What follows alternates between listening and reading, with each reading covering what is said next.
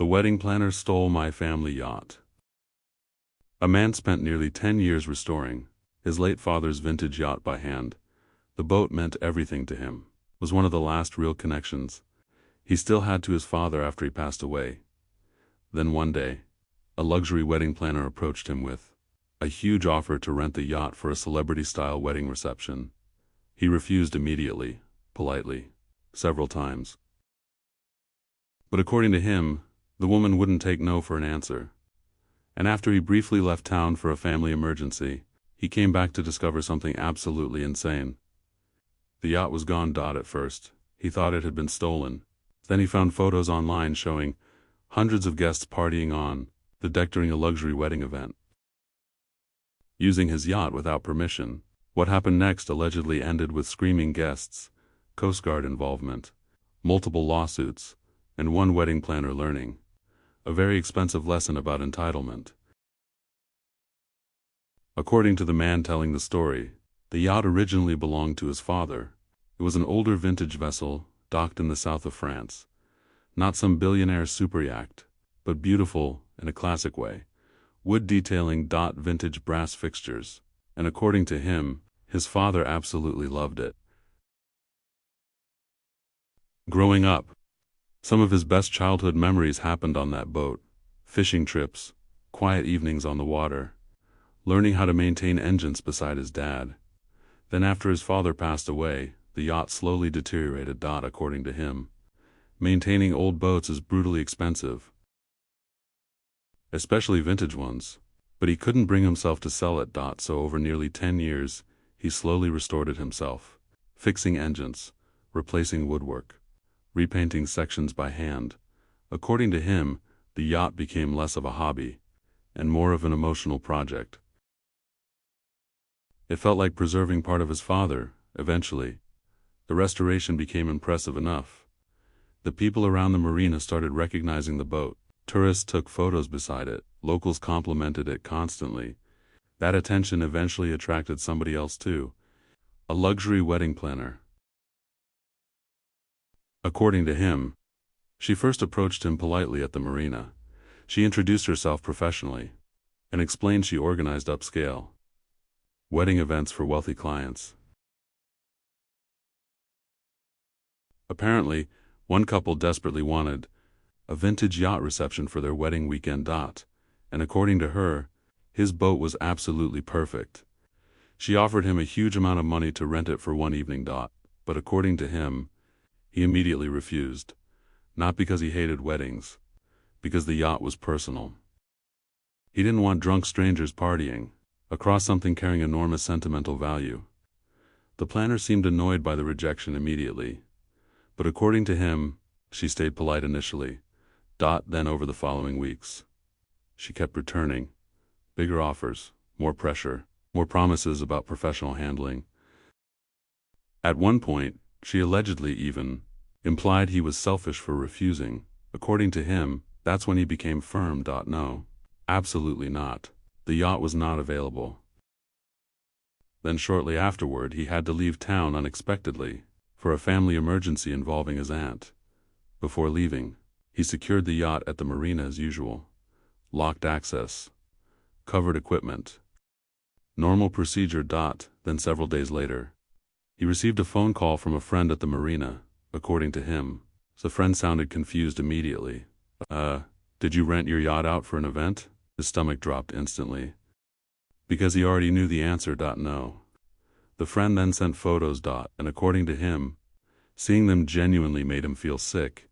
The yacht had been completely transformed into a luxury wedding venue.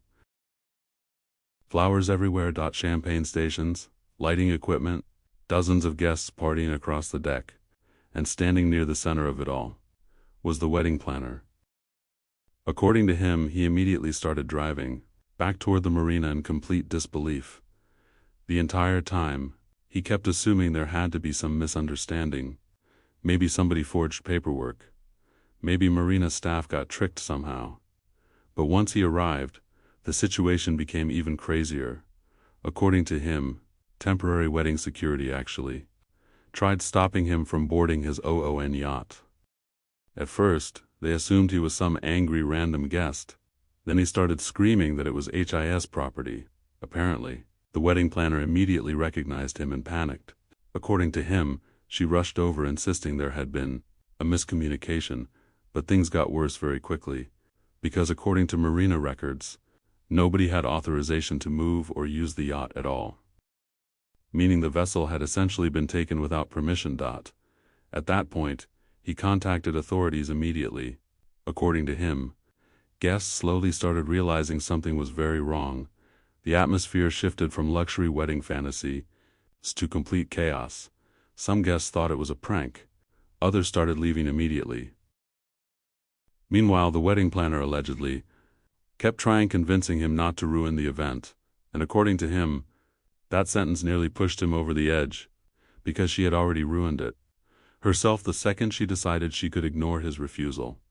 Authorities eventually arrived at the marina. Guests were removed, and according to reports, the event shut down completely, before the reception even finished. But the damage afterward became enormous. According to him, parts of the yacht were scratched and damaged during the unauthorized event setup. Alcohol stains, broken fixtures, damaged wood detailing. And honestly, that part upset him more than the money, because years of careful restoration suddenly got treated like a disposable party prop. The legal fallout reportedly became brutal afterward. The wedding planner blamed marina staff. Staff blamed event coordinators. The couple threatened lawsuits over the ruined wedding. Meanwhile, the yacht owner reportedly pursued legal action over unauthorized use and damages, according to him. The planner's business reputation collapsed afterward, because luxury clients apparently don't love hearing the phrase, possible yacht theft investigation. And honestly, that's probably the craziest part of the entire story. The planner became so obsessed with creating the perfect luxury wedding, she convinced herself. Somebody else's property didn't matter anymore. And somewhere in her career history forever, there's probably still a wedding planner known as the woman who illegally turned a dead man's yacht into a party venue.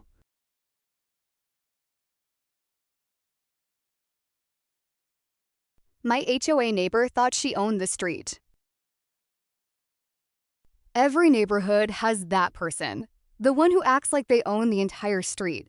But according to one homeowner, their HOA president took things to a completely insane level.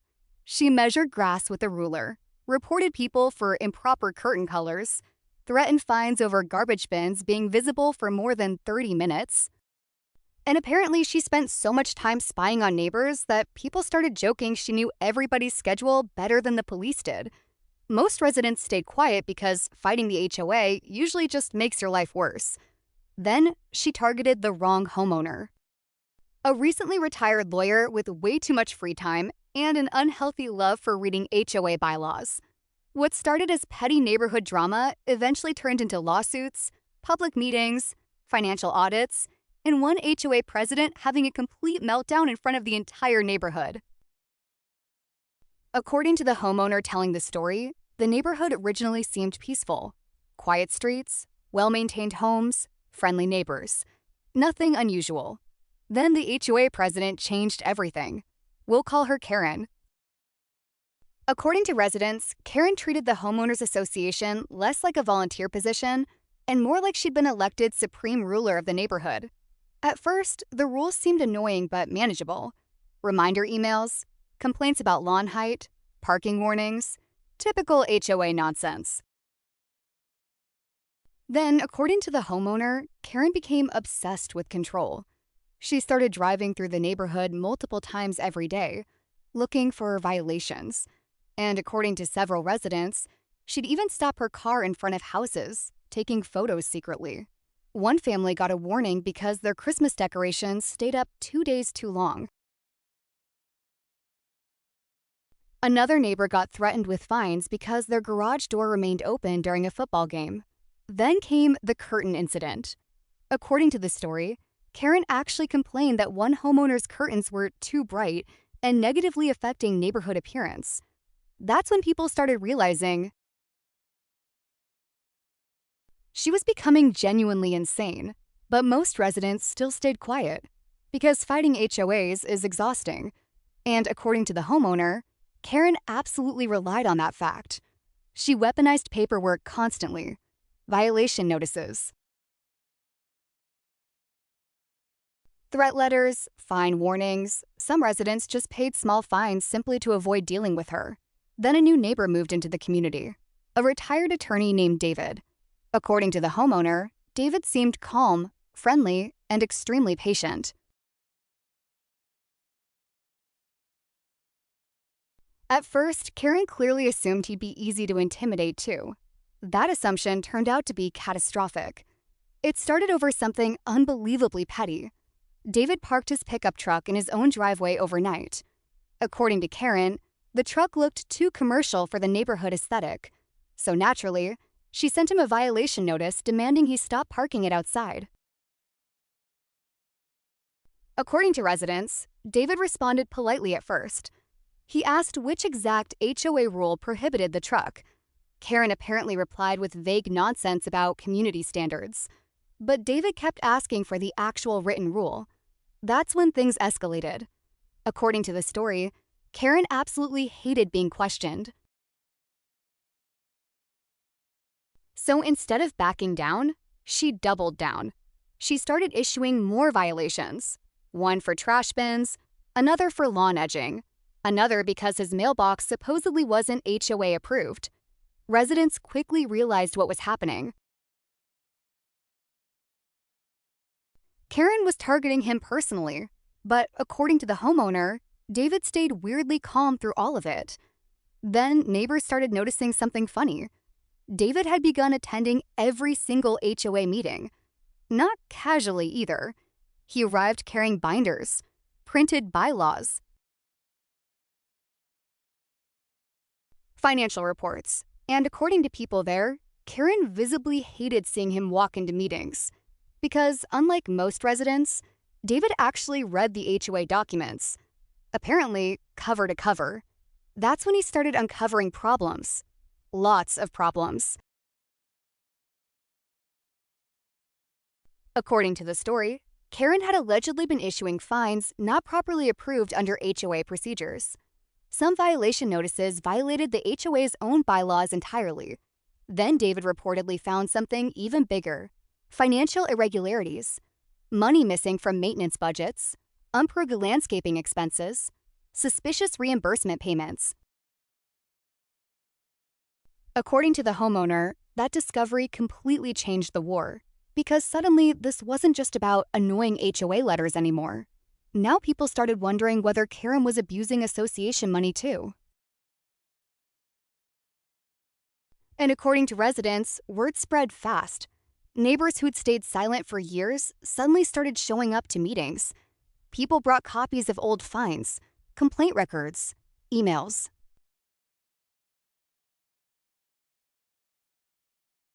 Stories about harassment. The atmosphere reportedly became explosive. Meanwhile, Karen kept insisting she was protecting community standards. But according to attendees, the meeting slowly started turning against her. Then came the final disaster. David formally requested a full independent audit of HOA finances. And according to the homeowner, Karen completely lost control during the meeting. She screamed at residents, accused neighbors of conspiring against her. Apparently, at one point, she even threatened legal action against multiple homeowners at once, which honestly only made things worse, because now residents were furious instead of intimidated. The audit eventually moved forward anyway. And according to reports, the findings were ugly. Questionable spending, improper fines, unauthorized legal expenses, and multiple procedural violations. Karen reportedly tried blaming everyone else. But by then, the neighborhood had already turned on her completely. An emergency HOA election was eventually scheduled, and according to the story, Karen lost badly. Like, absolute landslide badly. Residents apparently applauded when the results were announced. But the craziest part happened afterward. According to neighbors, Karen suddenly stopped obsessing over everybody else's property. Why? Because once she lost HOA protection, people finally started reporting her violations too. Apparently, her lawn wasn't compliant either. Neither was her fence or her RV parking situation. And according to residents, the irony became legendary around the neighborhood. Because after years of acting like she owned the entire community, Karen finally learned what it felt like living under the exact HOA nightmare she created herself. Honestly, HOA stories always feel insane because they start so small. Grass height, trash bins, curtains, and somehow they always escalate into full neighborhood civil wars. But this story really shows what happens when someone gets addicted to tiny amounts of power. Karen probably started believing she genuinely was protecting the neighborhood. But eventually, the rules stopped being about maintenance. They became about control. And the scary part? A lot of HOAs actually operate exactly like this. Most residents stay quiet because fighting back feels exhausting. Which means one obsessive person can slowly turn an entire neighborhood miserable until somebody finally pushes back. And honestly, Karen's biggest mistake wasn't targeting random homeowners. It was targeting a retired lawyer with unlimited free time and access to the HOA bylaws. That woman basically declared war against the one guy who actually enjoyed reading legal documents for fun. That's a terrifying opponent. But what do you think? Were the neighbors justified turning against her? Or do HOAs actually need strict people like this to function? Let me know in the comments. And if you enjoy entitled neighbor stories, HOA revenge, and neighborhood drama like this, make sure to subscribe for more.